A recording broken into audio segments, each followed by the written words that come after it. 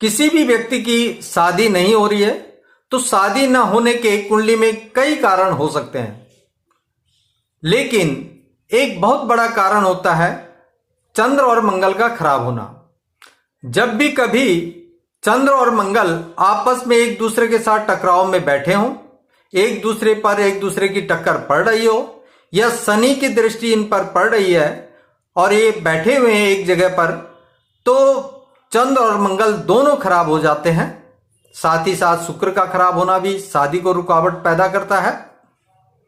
और इस चंद्र और मंगल को ठीक करके यदि कुंडली के चौथे घर में पहुंचा दिया जाता है तो इसको कहते हैं श्रेष्ठ गृहस्थ धन, यानी कि गृहस्थी के लिए श्रेष्ठ हो जाते हैं ये दोनों ग्रह। तो इनको वहां पहुंचाने के लिए करना क्या होता है, एक उपाय है। चंद्र मंगल को जब भी कुंडली के चौथे घर में पहुंचाना है तो 4 छुआरे लेकर के और उनको उबाल लीजिए।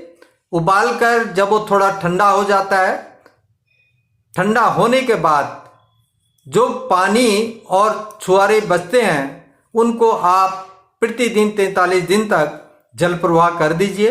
इससे चौथे घर में चंद्र और मंगल आकर स्थापित हो जाते हैं और गृहस्थी के लिए जो कि श्रेष्ठ माने जाते हैं। एक दूसरा और उपाय है, ऐसे व्यक्ति को मोगरे या चमेली के फूल लेने जो कि सफेद होते हैं।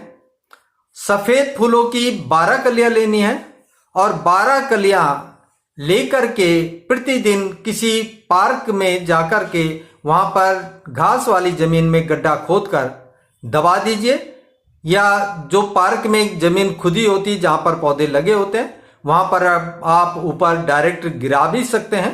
यानी कि 12 कलियां अपने खेती वाली जमीन में 43 दिन तक गिराना है, जिससे कि शुक्र 7वें घर में स्थापित हो जाता है और शुक्र अच्छा हो जाता है। कहीं पर भी बैठा हो उसका शुक्र इस प्रयोग के कारण अच्छा हो जाएगा, और जब शुक्र अच्छा होगा तो उस व्यक्ति को उसके गृहस्थी का सुख देना शुरू करेगा।